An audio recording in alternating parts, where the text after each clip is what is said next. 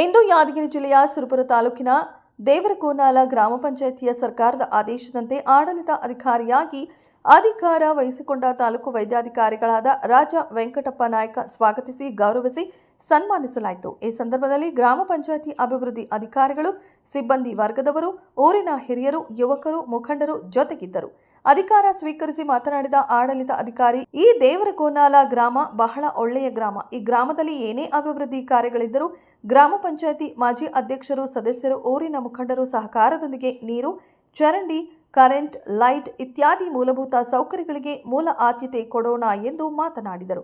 ಈ ಸಂದರ್ಭದಲ್ಲಿ ಮುಖಂಡ ವೆಂಕಟೇಶ್ ಬೇಟೆಗಾರ, ಮಲ್ಲಯ್ಯ ದಿವಾಳಗುಡ, ಭೀಮಣ್ಣ, ಗ್ರಾಮ ಪಂಚಾಯತ್ ಮಾಜಿ ಅಧ್ಯಕ್ಷರು ಬಾಪುಗೌಡ, ಮಾರ್ತಾಂಡ್ ಸಿದ್ದಾಪುರ, ಕುಮಾರ್ ನಾಯಕ್, ಕಾಮಣ್ಣ, ಡಿಎಸ್ಎಸ್ ಮುಂತಾದವರು ಇದ್ದರು.